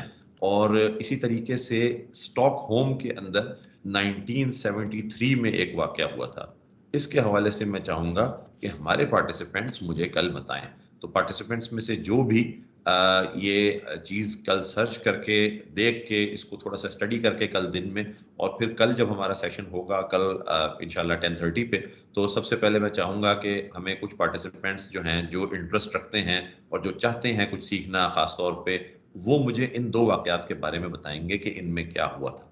खैर, ये तो एक छोटी सी मैंने आपसे एक एक्सरसाइज कह लें या एक कंपटीशन कह लें, वो शेयर किया है आपसे, और मैं चाहूँगा और ये देखूंगा कि इसमें कौन आप में से ज़्यादा इंटरेस्ट रखता है, और कल जो हम सेशन स्टार्ट करेंगे तो कौन ये 1972 म्यूनिक का वाकया और 1973 स्टॉकहोम का वाकया, ये दोनों यूरोप में होने वाले वाकयात के बारे में हमें बताएगा। अब आगे चलते हैं कि जब हमने बात की हिस्ट्री की, 1970s में न्यूयॉर्क के अंदर न्यूयॉर्क पुलिस डिपार्टमेंट में उनके एक डिटेक्टिव थे, हार्वे स्क्लॉसबर्ग। ये जो हार्वे स्क्लॉसबर्ग थे, ये बेसिकली डिटेक्टिव भी थे और इनकी साइकोलॉजिस्ट भी थे, यानी इनकी साइकोलॉजी के ऊपर भी बड़ी दस्तरस थी, साइकोलॉजी के ऊपर भी इनकी बड़ी इंफॉर्मेशन और नॉलेज थी। इन्होंने क्राइसिस सिचुएशंस को हैंडल करने के लिए पुलिस को ट्रेनिंग दी जाने की ज़रूरत को इन्होंने महसूस किया, और इन्होंने बेसिकली ये समझा कि पुलिस की जो साइकोलॉजिकल एस्पेक्ट्स हैं उनमें ट्रेनिंग बड़ी वीक है, खास तौर पे कभी क्राइसिस आता है तो उसमें पुलिस जो है, ये हम बात कर रहे हैं 1970s की यूएस की पुलिस, न्यूयॉर्क जो उनका सबसे बड़ा शहर समझा जाता है, जो उनका इकोनॉमिक हब समझा जाता है, या यूं कह लें कि कराची है जैसे पाकिस्तान में, इस तरह का वो बड़ा शहर है, वो एक कॉस्मोपॉलिटन शहर है, उसके अंदर वहाँ की पुलिस, न्यूयॉर्क पुलिस डिपार्टमेंट के अंदर उन्होंने ये कमी महसूस की, और उन्होंने फिर इसके ऊपर ख़ास तौर पे वर्किंग शुरू की कि क्राइसिस नेगोशिएशंस और होस्टेज नेगोशिएशंस के ऊपर किस तरीके से काम किया जाना चाहिए, इसको as a field of study किस तरीके से बनाना चाहिए, और इसमें लॉ इन्फोर्समेंट को बड़ी स्पेसिफिक ट्रेनिंग्स हासिल करनी चाहिए ताकि ये सिचुएशंस जब इरप्ट हों तो उनको इसका कुछ इनको हैंडल करने में उनको हैंडल करने की, यानी कि उनके अंदर कैपेबिलिटी मौजूद हो। जी सर, प्लीज दो आपने वाकयात बताए, एक 1973 का एहसान साहब, इसमें मैं थोड़ा सा आपसे, अगर मैं 2 मिनट मुझे सुन लें, मैं ये कहना चाह रहा हूँ कि ये वाकयात शायद आपको पता हो, कुछ और पार्टिसिपेंट्स को भी शायद पता हो, लेकिन मैं ये तमाम लोगों का इंटरेस्ट बिल्ड करने के लिए और एक काइंड ऑफ तमाम लोगों को एक एक्सरसाइज देने के लिए मैं चाहूँगा कि इन वाकयात को हम कल डिस्कस करें। इन वाकयात पे हम कल सुनना चाहेंगे, और हम चाहेंगे कि ज़्यादातर पार्टिसिपेंट्स खुद से थोड़ा सा इसे एक्सप्लोर करके आएँ, ताकि मैं एक कॉन्सेप्ट लोगों को देना चाह रहा हूँ हमारे पार्टिसिपेंट्स को कि ये इस ट्रेनिंग के अंदर वो अपना इंटरेस्ट लें और खुद पढ़ के आएँ, ताकि अगले दिन वो कुछ हमें खुद बता सकें। तो अगर आपको इसके बारे में ऑलरेडी कुछ मालूम है तो that is great, that is wonderful, but हमारी कोशिश ये होगी कि हम कल इसके ऊपर आपसे फीडबैक लें। तो कल सबसे पहले जब हम फीडबैक लेंगे तो आप ही से सबसे पहला फीडबैक लेंगे, लेकिन ये कि आज हम चाहेंगे कि इसके ऊपर हम बात ना करें, हम इसे कल के लिए छोड़ेंगे, ताकि आज जब हम सेशन खत्म करें तो आज रात को या कल दिन में हमारे बाकी पार्टिसिपेंट्स भी इसको सर्च करके इसके बारे में कुछ जानने की कोशिश करें। शॉर्ट क्वेश्चन है सर, प्लीज। शॉर्ट क्वेश्चन है अच्छा, कि क्वेश्चन, इस बारे में बेशक हमें इल्म नहीं है, सर्च करना चाहते हैं सिर्फ, वो दूसरा ये साथ हम अपने नोटपैड पे नोट कर रहे थे, तो एक 1972, दूसरा यूएस वाला काइंडली रिपीट कर दे छोटा सा। 1972 म्यूनिक है, वेस्ट जर्मनी। जी जी, वेस्ट जर्मनी। 1972 जो है म्यूनिक में एक वाकया हुआ, वेस्ट जर्मनी, ठीक है। जी और 1973 है स्टॉकहोम। स्टॉकहोम बेसिकली आपने लिखना है STOCKHOLM, स्टॉकहोम, ये स्वीडन का कैपिटल है। Sweden is a European country, उसका कैपिटल है स्टॉकहोम, और स्टॉकहोम का 1973 का एक बड़ा मशहूर वाकया है, वो भी क्राइसिस नेगोशिएशन, होस्टेज नेगोशिएशन से रिलेटेड है। तो मैं ये दोनों इंसिडेंट्स जो है वो तमाम पार्टिसिपेंट्स को रिक्वेस्ट कर रहा हूँ कि आप लोग इसके ऊपर कुछ ना कुछ देखें, सर्च करें, गूगल पे सब अवेलेबल है, लेकिन अच्छा होगा कि इसको तमाम लोग अपने तौर पे एक्सप्लोर करें। और अच्छा हुआ कि आपने दोबारा ये कर दिया, इसको फुरकान साहब मैसेज में भी लिख दीजिएगा कि ग्रुप के ऊपर के स्टॉकहोम 1973 और म्यूनिक 1972, ताकि ये दोनों इंसिडेंट्स जो हैं हमारे कुछ पार्टिसिपेंट्स इसके ऊपर खुद थोड़ी सी दे शुड गूगल इट और वो इसके ऊपर थोड़ी सी अपनी स्टडी करें और कल हमें बताएं। तो थैंक यू एहसान साहब फॉर ये अपने आप जो इसमें इंफॉर्मेशन को मजीद थोड़ा सा एक दफ़ा आपकी वजह से रिपीट हो गया, बाकी सबको भी फ़ायदा होगा। अच्छा, तो हम बात कर रहे थे कि यूएस में ये जब इसके ऊपर स्टडी होना शुरू हुई, जो कि उनके हावे स्क्लॉसबर्ग थे, तो उन्होंने ये महसूस किया कि स्पेशलाइज्ड टीम्स होनी चाहिए पुलिस के अंदर और लॉ एनफोर्समेंट एजेंसीज के पास, जो कि क्राइसिस नेगोशिएशंस के ऊपर सिर्फ काम करें। यानी कि पहले ये था कि मैंने जो अभी बात की कि एक ही पुलिस ऑफिसर खड़ा हुआ है मौके के ऊपर, जो भी मौके पे सीनियर है या जो मौके के ऊपर एज ए कमांडर एक्ट कर रहा है, वो सारे डिसीजंस खुद ही कर रहा है, वो बातचीत भी खुद ही कर रहा है, वो एक्शंस के लिए भी खुद ही कॉल कर रहा है, वो एक्शन लेने वाली टीम का भी हिस्सा है। ये सब एक ही शख्स का काम होता था, लेकिन उन्होंने ये बताया कि ये एक शख्स का बस का काम नहीं है, एक शख्स के बस का काम नहीं है, बल्कि तमाम लोगों को ये समझने की जरूरत है कि ये एक स्पेशलिस्ट जॉब है। निगोसिएशंस, खासतौर पे क्राइसिस में होने वाली निगोसिएशंस, ये एक स्पेशलिस्ट जॉब है, ये एक स्पेशलाइज्ड जॉब है और इसके लिए स्पेशलाइज्ड स्टडी की जरूरत है।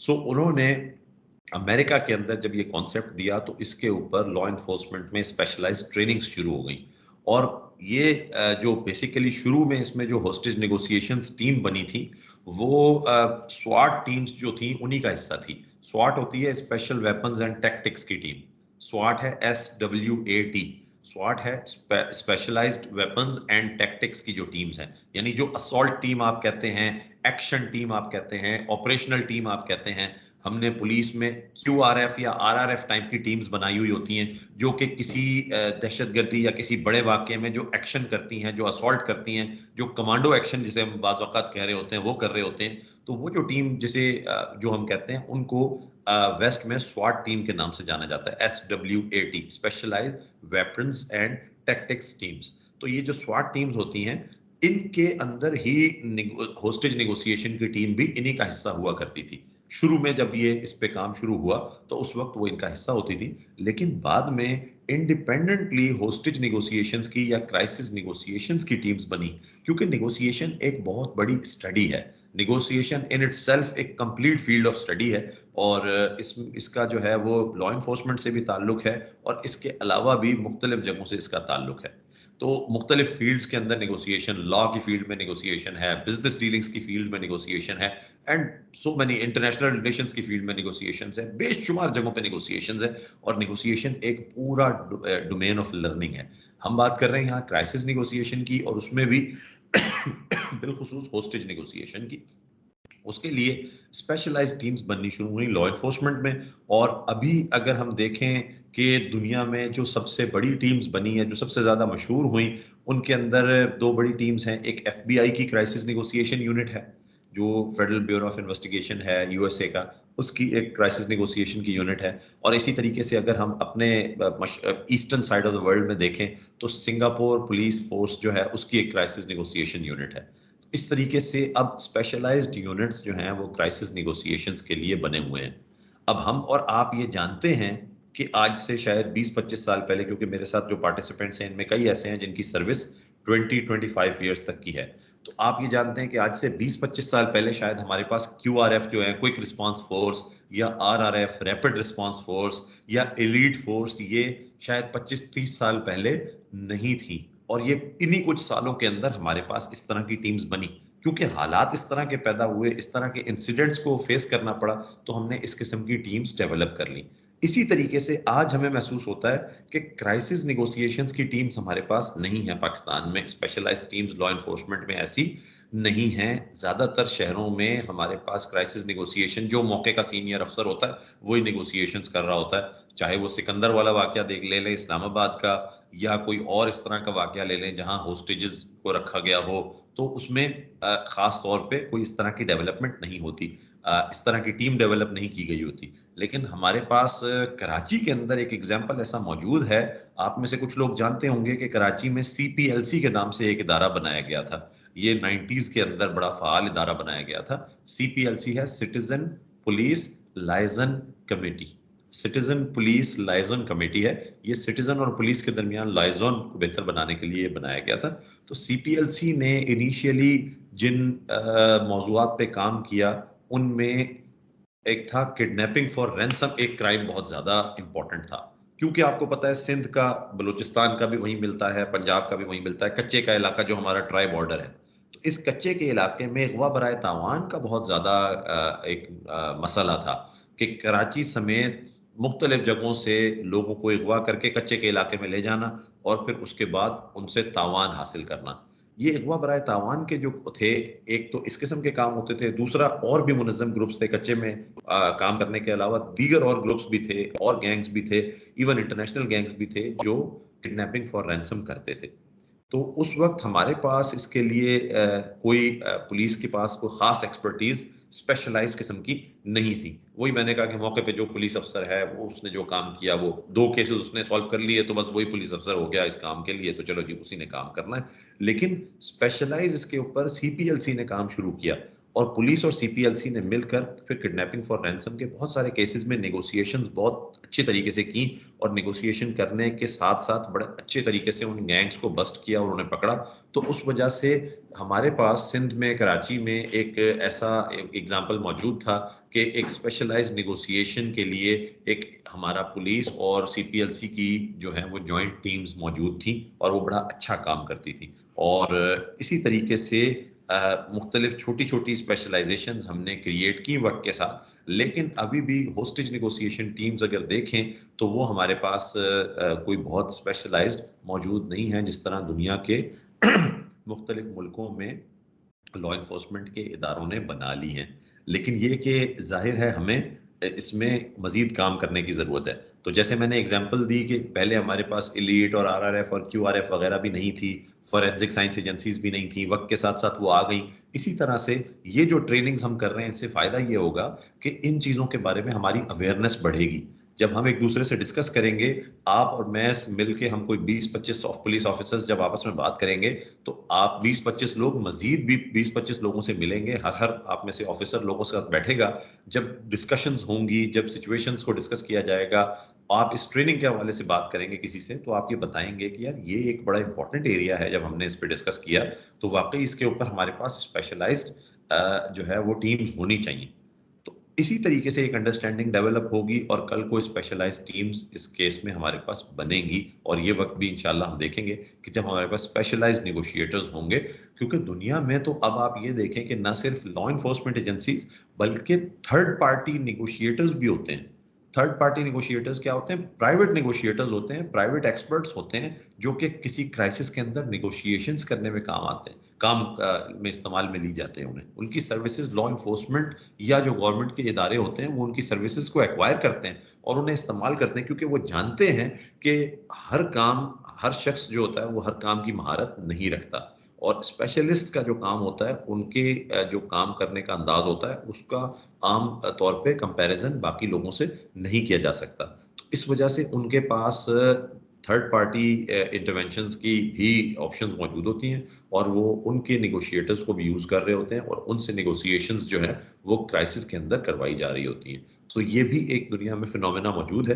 हमारे पास पहले स्टेप में लॉ इन्फोर्समेंट में इस किस्म की कुछ एक्सपर्टीज डेवलप करने की ज़रूरत अभी मौजूद है और उसकी बहुत गुंजाइश है। मैं समझता हूँ कि इंशाल्लाह आने वाले कुछ वक्त में, जैसे ये ट्रेनिंग की हमने देखें, ट्रेनिंग जब भी कोई ट्रेनिंग डेवलप होती है, ये भी एक साथ साथ बात करते चले क्योंकि ये भी एक इम्पॉर्टेंट चीज़ है। कल को हम में से किसी ने भी किसी ट्रेनिंग के का हिस्सा बनना है तो हमें पता होना चाहिए, ट्रेनिंग इंस्टीट्यूट का अगर हिस्सा बनना है, कि ट्रेनिंग नीड एनालिसिस TNA किया जाता है। TNA एक टर्म होती है, ट्रेनिंग नीड एनालिसिस। हमने ये देखना होता है कि इस जगह पर, इस खास स्केल पे या इस खास पोजीशन पर काम करने वाले लोगों को की ट्रेनिंग नीड्स क्या हैं, किन किन चीज़ों में उन्हें ट्रेनिंग हासिल करने की ज़रूरत है।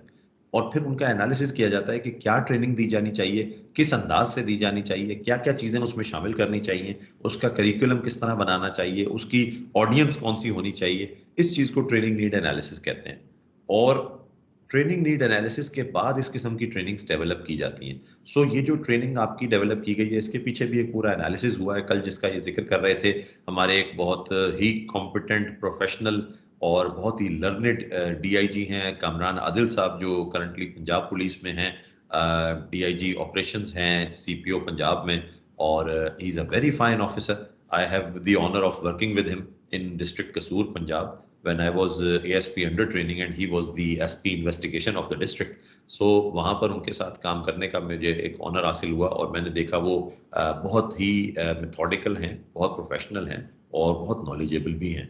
तो उन्होंने ये जो आप करिकुलम जो पढ़ रहे हैं, या ये जो चीज़ें इसमें आप आगे जाके टॉपिक्स पे बात होगी हमारी, इन टॉपिक्स को, इनकी सीक्वेंस को, ये सारा इस करिकुलम को डिवाइस करने में उनका बड़ा मेजर कंट्रीब्यूशन है सर, डीआईजी कामरान आदिल साहब का. और बाकी हमारे जो साथी हैं, जो फैकल्टी जीएनएमआई की है, ज़ियाउद्दीन की है, हमारी अपनी थोड़ी बहुत कंट्रीब्यूशंस हैं, ये सब की कंट्रीब्यूशंस इसमें साथ हैं, लेकिन मेजर कंट्रीब्यूशन इसमें डीआईजी कामरान आदिल साहब की है. तो ये बेसिकली इस बात का इशारा करती है कि ये एक इम्पॉर्टेंट एस्पेक्ट है पुलिसिंग का, एक बहुत इंपॉर्टेंट चैप्टर है, जो एक बहुत इंपॉर्टेंट सब्जेक्ट है जिसे हमें डिस्कस करना चाहिए. और इसके लिए ये नीड महसूस की गई, इसीलिए ये मॉड्यूल तैयार किए गए और आपके सामने रखे गए, जिसकी ट्रेनिंग आप भी कर रहे हैं. सो पहले तो हमने हिस्ट्री की थोड़ी सी बात की कि ये हिस्ट्री क्यों डेवलप हुई. इसलिए कि 1970s के अंदर अगर आप देखेंगे तो बहुत बड़े बड़े हाईजैकिंग के इंसिडेंट्स भी हुए, जो एरोप्लेन्स की हाईजैकिंग होती है, जो पैसेंजर एरोप्लेन की खासतौर पे हाईजैकिंग्स होती हैं, होती रही हैं हिस्ट्री में. उनका एक बहुत बड़ा उनका क्वांटम था वो 1970s के अंदर हुआ. और 1970s में प्लेन हाईजैकिंग्स कई दफ़ा हुई, और हाईजैकर्स जो होते थे उनके कुछ मुतालबात होते थे, और वो प्लेन को हाईजैक करके उसे किसी उसके रूट से हट के किसी और जगह पर ले जाते थे, वहाँ नीचे उतार लेते थे, और उसके बाद फिर उन लोगों को जो उसके प्लेन के अंदर होते थे उन तमाम को वो होस्टेज बना लिया करते थे, और उसके बाद फिर वो अपनी डिमांड्स मनवाने की कोशिश किया करते थे. और अगर उनकी डिमांड्स मान ली जाती थी तो वो होस्टेजेस को छोड़ने पे आमादा होते थे, और अगर उनकी डिमांड ना मानी जाए तो उस सूरत में वो होस्टेजेस की जान को नुकसान पहुंचाने का जो था वो थ्रेट दिया करते थे. तो जो एरोप्लेन हाईजैकिंग्स हैं, ये बहुत ज़्यादा वाकयात दुनिया में हुए हैं, और इन वाकयात का तसलसल आपको 1970s में नज़र आएगा. सो इसलिए 1970s वो टाइम था जब क्राइसिस नेगोशिएशन और होस्टेज नेगोशिएशन का जो डिसिप्लिन है, ख़ास तौर पे लॉ इन्फोर्समेंट में, उसका एहसास स्टडीज़ हुई, और वो बाकायदा एक फील्ड ऑफ स्टडी के तौर पे, एक स्पेशलाइज्ड ट्रेनिंग एरिया के तौर पे पुलिसिंग में सामने आया. और एक बात हम हमेशा कहते हैं कि हम लोग जो हैं वो वेस्ट की तकलीद करते हैं और बहुत लैग करते हैं अक्सर चीज़ों में. तो इसमें ये कहना गलत नहीं होगा कि हमने ये चीज़ भी बड़े दिन बाद सीखी, वरना हमारे जो है वो वेस्ट में तो ये बहुत ज़्यादा पहले आ चुका. आज से 50 साल पहले की मैं बात कर रहा हूँ, 1972 की अगर मैं बात करूँ तो वो 50 साल पुरानी बात है. 40 साल पुराने वाकयात हैं जिनकी हम बात कर रहे हैं, 70s और 80s के वाकयात. तो उन वाकयात को अगर हम आज डिस्कस कर रहे हैं इसलिए कि वो बड़े इम्पैक्टफुल वाकयात थे, और उन्होंने स्टडीज़ बाकायदा उनके ऊपर हुई, और उन्होंने एक केस स्टडी के तौर पे काम किया. लेकिन साथ साथ हम यकीनन इसमें कुछ लेट हुए हैं, और हमारी लॉ इन्फोर्समेंट में इसकी जो रियलाइजेशन है वो ज़रा लेट आई है. लेकिन फिर भी इट्स नेवर टू लेट, जैसे कहते हैं कि देर आए दुरुस्त आए. तो हम समझते हैं कि फिर भी आज अगर हमारे ऑफिसर्स ये सीख रहे हैं तो ज़रूर उनको इससे कुछ फ़ायदा होगा, और आने वाली सिचुएशंस में वो बेहतर तरीके से रिएक्ट कर सकेंगे. सो एक तो इसकी हिस्ट्री के बारे में जो पहला पॉइंट हमने आपसे कहा था कि हम इसकी हिस्ट्री को डिस्कस करेंगे, तो इसकी हिस्ट्री कुछ इस किस्म की है जो हमने आपसे बताई कि 1970s में होने वाले वाकयात जो थे, उन्होंने फिर वेस्ट में और ख़ास तौर पे अमेरिका में और वहाँ न्यूयॉर्क पुलिस ने वो क्राइसिस नेगोशिएशंस के जो डिसिप्लिन है उसके ऊपर काम किया. उसको उन्होंने एज अ स्टडी आप लेके चले, और उसको एज अ डिसिप्लिन और as a field of training जो है वो पुलिस के अंदर उन्होंने इंट्रोड्यूस किया, और पुलिस ऑफिसर्स को उस पर ट्रेनिंग्स दी. और उनके जो ट्रेंड पुलिस ऑफिसर्स थे फिर उन्होंने आगे दूसरी जो है वो दुनिया में या थर्ड वर्ल्ड में लोगों को ट्रेनिंग्स दी आगे. मैंने इसी तरीके की एक ट्रेनिंग आज से कोई समझे 10 साल पहले जो टर्किश पुलिस ऑफिसर्स थे उनसे हमने इस तरह की एक ट्रेनिंग ली थी, जो कि मुज़ाकरे का लफ्ज़ यूज़ करते हैं नेगोशिएशंस के लिए. तो हमने उनसे मुज़ाकरे या नेगोशिएशंस के ऊपर, ख़ास तौर पे इस तरह होस्टेज और क्राइसिस नेगोशिएशंस के ऊपर उनसे ट्रेनिंग्स ली थी. कोई 10 साल पहले की बात है. सो हमारे यहाँ भी इसका कॉन्सेप्ट मौजूद है और काफ़ी अरसे से मौजूद है. आप में से जिन लोगों के लिए इसमें नए कॉन्सेप्ट सामने आ रहे हैं, आपको यकीनन इससे फ़ायदा होगा. दूसरा पॉइंट जो आज के सेशन का है, जो कि हमारे पहले मॉड्यूल का है, मॉड्यूल अभी हमारा शुरू हुआ है, यकीनन ये कल भी जारी रहेगा। इस मॉड्यूल में जो दूसरा पॉइंट है वो है बहरानी वाक़यात की इक़साम, यानी आपका जो क्राइसिस की सिचुएशन या क्राइसिस के जो इंसिडेंट्स होते हैं उसकी टाइप्स कौन सी हैं, और फिर उनके मुहर्रिकात, यानी उन types, different types of crisis incidents की जो फीचर्स हैं वो क्या होते हैं, उनमें किस किस्म के हालात वाक़यात का सामना होता है, उनकी डिफरेंसेस एक दूसरे से क्या होते हैं और उनके दरमियान कॉमनैलिटीज़ क्या होती हैं। और फिर इसी तरीके से जब आप उनके कॉमनैलिटीज़, उनके डिफरेंसेस, उनके डायनामिक्स को एक दफ़ा समझ जाते हैं, तो फिर आपके अंदर अंडरस्टैंडिंग डेवलप होती है कि उनसे डील करने का क्या तरीका अपनाया जाना चाहिए। सो आपको यहाँ क्राइसिस की जो टाइप्स हैं, क्राइसिस इंसिडेंट्स की, ये हम बताएंगे और फिर उनकी डिफरेंट डायनामिक्स आपसे बताएंगे, ताकि आपके अंदर ये एक सिचुएशन, एक अंडरस्टैंडिंग पैदा हो जाए कि एक क्राइसिस सिचुएशन, कुछ छोटे क्राइसिस होते हैं, कुछ बड़े होते हैं। हर क्राइसिस ऐसा नहीं होता कि जो इमीडिएटली इंसानी जानों को नुकसान पहुंचाने का खतरा हो, लेकिन हर क्राइसिस में मैं समझता हूं आज के दौर में खास तौर पे पुलिस ऑफिसर्स मुझसे एग्री करेंगे कि ये पोटेंशियल जरूर मौजूद होता है हर क्राइसिस में कि वो बड़ा हो सकता है, वो बढ़ सकता है और बढ़कर वो ऐसे स्केल पर जा सकता है जहां इंसानों की जानों को उससे नुकसान पहुंच सकता हो। Immediate threat to life and property of citizens जो है वो उसमें कल्मिनेट कर सकता हो कोई भी क्राइसिस, ये जरूर पॉसिबिलिटी हमेशा रहती है। सो इस पॉसिबिलिटी को रूल आउट नहीं किया जा सकता, इसलिए हमें हर क्राइसिस को इनिशियली समझना जरूर चाहिए, हमारे पास उसकी अंडरस्टैंडिंग जरूर होनी चाहिए कि ये कौन सी टाइप ऑफ क्राइसिस इंसिडेंट है और इसके डायनेमिक्स क्या हैं। अगर दूसरी बात इसमें यह है कि अगर आप उनकी टाइप्स को समझते हो, उनके डिफरेंसेस को समझते हो, उनके डायनेमिक्स को समझते हो, तो जैसे सिचुएशन इरप्ट होगी, आप आने वाले इंसिडेंट्स के बारे में पहले ही एक अंडरस्टैंडिंग डेवलप करने में कामयाब हो जाएंगे। जैसे अगर आपको ये पता होता है कि एक केस है जो एक खास क्राइम के अंदर होता है, तो आपको पता होता है कि इसकी इन्वेस्टिगेशन में ये चीजें शामिल करनी हैं। फॉर एग्जाम्पल, अगर मर्डर है तो आप मर्डर के क्राइम सीन पर गए तो आपको पता है कि डेड बॉडी है, फिर वेपन ऑफ ऑफेंस है, फिर वहां पर दूसरी एविडेंस जो है उनकी कलेक्शन है, फिर उसके बाद पोस्टमार्टम है, फिर उसके बाद हिस्टोपैथोलॉजी है, फिर उसके बाद कॉज ऑफ डेथ है, फिर नेचर ऑफ डेथ है, मोड ऑफ डेथ है, फिर उसके बाद उसका जो सर्कमस्टांशियल एविडेंस है। एक मर्डर के केस को लेके कोई 10, 15, 20, 25 चीजें होती हैं जो आपके सामने होती हैं, आपको पहले से पता होती हैं। क्यों? क्योंकि आप उस केस की टाइप को जानते हैं, उसकी डायनेमिक्स को जानते हैं। सो क्राइसिस इंसिडेंट्स में भी ये बात बिल्कुल इसी तरह है कि अगर आप इसकी इंसिडेंट की टाइप को और इसकी डायनेमिक्स को जानते होंगे, तो आपको जो डूज एंड डोंट्स हैं उनकी ऑलरेडी अंडरस्टैंडिंग आपके माइंड में होगी। तो जब आपके सामने कोई क्राइसिस सिचुएशन आएगी या इवन आपको क्राइसिस सिचुएशन के बारे में बताया जाएगा कि फला जगह एक क्राइसिस सिचुएशन बन गई है, तो आप ऑलरेडी बहुत सारी चीजें करने के काबिल हो जाएंगे कि ये कर लो, ये कर लो, ये कर लो, और ये ना करना, ये ना करना, ये ना करना। ये डायरेक्शंस आप द मोमेंट इट हैपन्स आप ये डायरेक्शंस दे सकते हैं, या आप खुद ग्राउंड पे मौजूद हैं तो वो एक्शंस इंश्योर कर सकते हैं। तो ये फायदा होगा आपको इस पार्ट को पढ़ने से।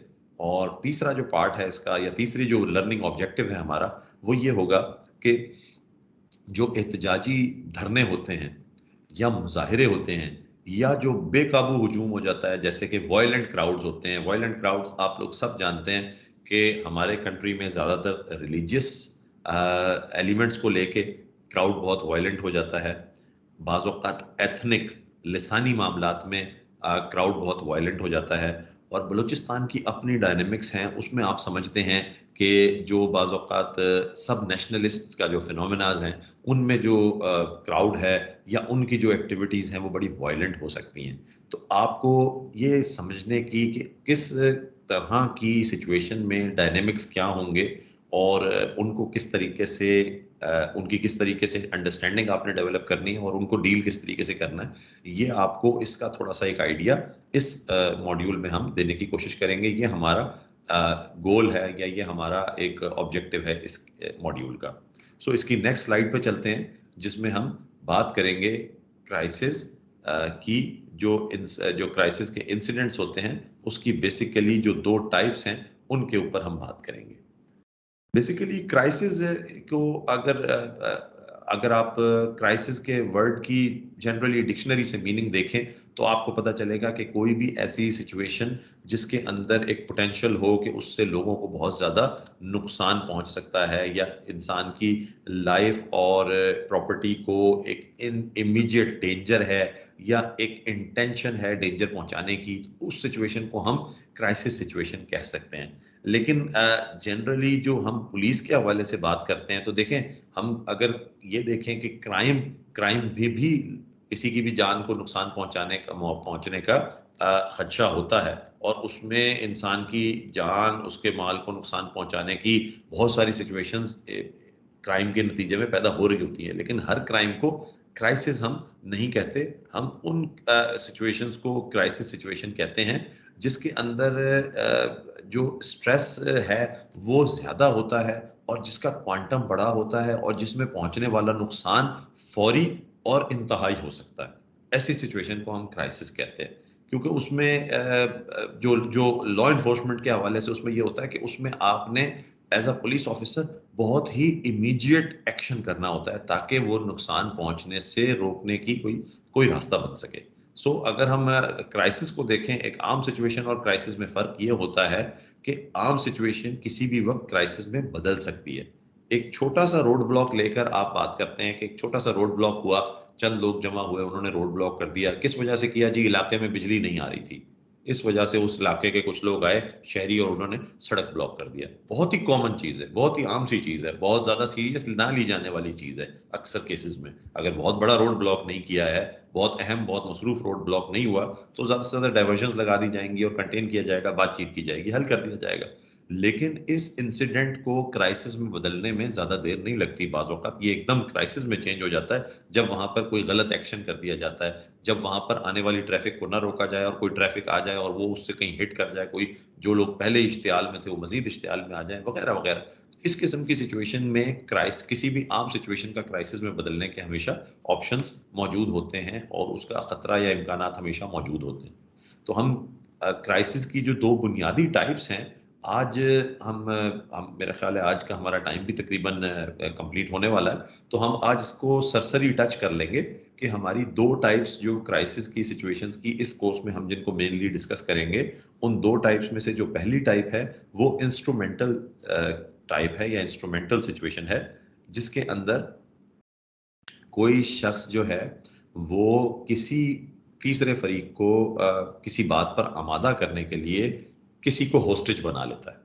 यानी एक आदमी, एक क्रिमिनल, एक कल्प्रिट, एक टेररिस्ट, वो किसी को होस्टेज बना लेता है, किसी को महसूर कर लेता है, किसी को मजबूर कर लेता है और उसको काबू करके उससे किसी उस सिचुएशन के अंदर फ़ायदा उठाते हुए किसी तीसरे शख्स से कुछ और मनवाने की कोशिश करता है।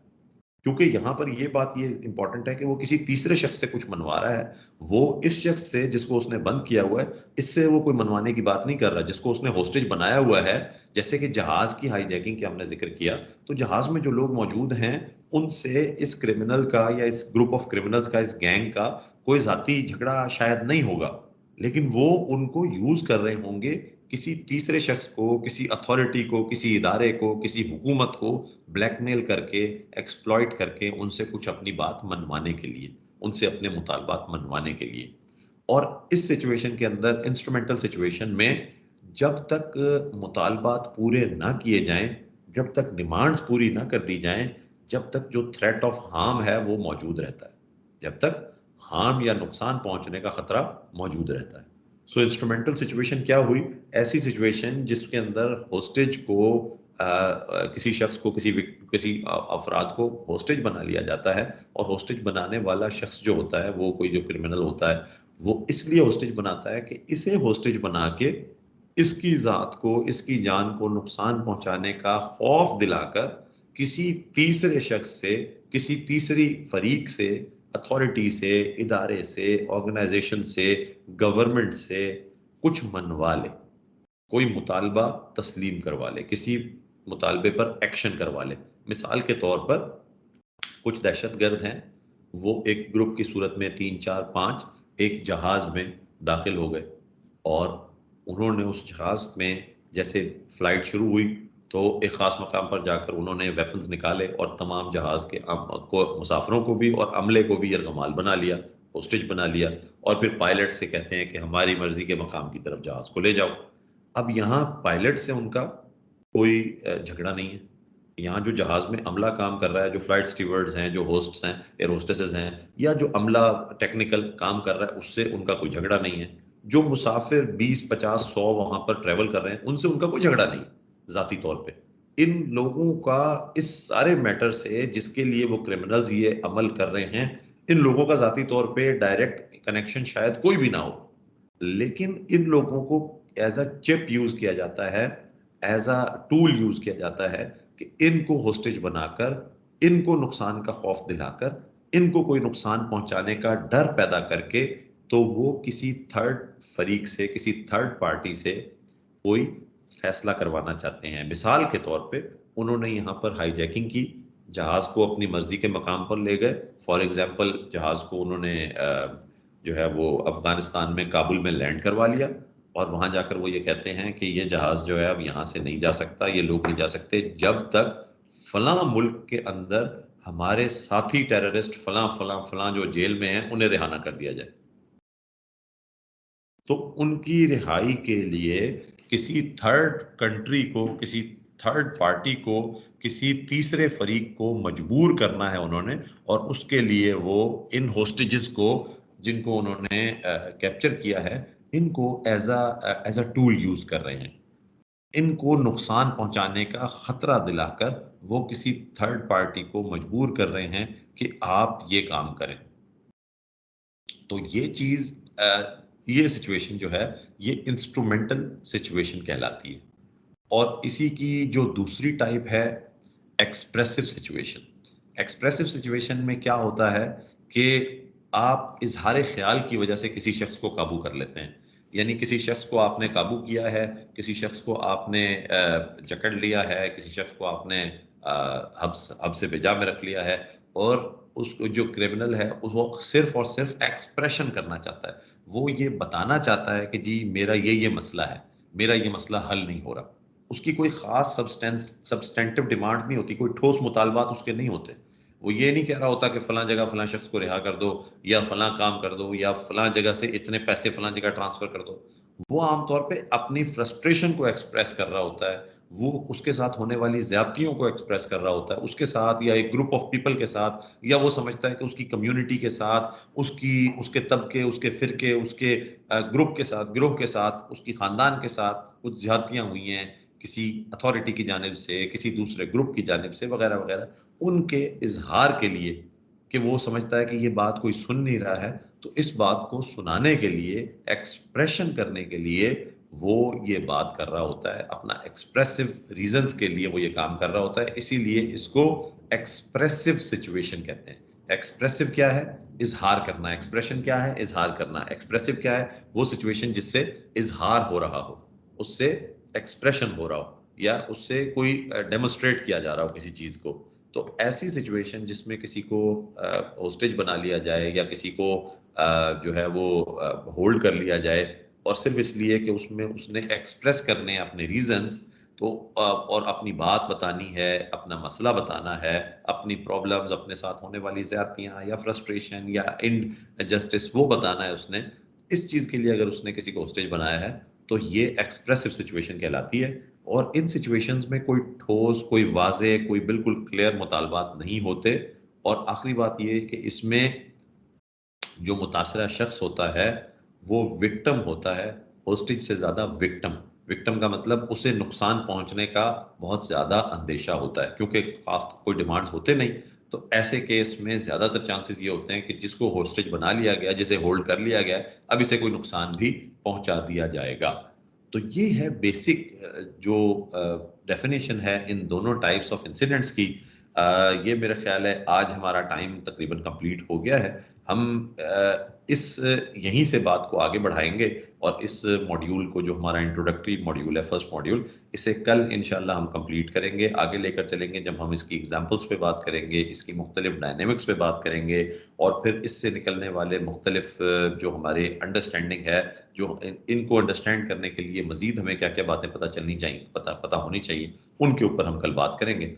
मुझे उम्मीद है कि आज का हमारा जो लेक्चर है ये बेसिक एक बुनियाद बनाने के लिए मददगार साबित होगा, और हमारे जो पार्टिसिपेंट्स हैं उनको जो मैंने एक बात कही है कि ये दो किस्म के जो वाक़यात हैं, एक स्टॉकहोम में होने वाला वाक़या 1973 में और म्यूनिक वेस्ट जर्मनी में होने वाला वाक़या 1972 में, इसके बारे में थोड़ा देखिएगा। और कल जब हम सेशन शुरू करेंगे तो हम ये देखना चाहेंगे कि हमारा वो पार्टिसिपेंट कौन होगा जो हमें इसके बारे में बताएगा, and we will be very happy with them. और हम ये समझेंगे कि कल हमारा वो स्टार पार्टिसिपेंट होंगे जो हमें इसके बारे में बताएंगे, और हम उनको स्टार पार्टिसिपेंट कल अपना डिक्लेयर करेंगे कल के सेशन के लिए। So this much for today. Furqan साहब, आर यू देयर? आज हम इसको एंड करते हैं। Yes, yes, I'm here, and yes, हम इसको end करते हैं बेशक. It is time. So thank you so very much, Mr. Arif Rao. हर दफा आपके सेशन से मैं कुछ ना कुछ नया सीखता हूँ. I got to learn something new today. So tonight. So thank you so very much.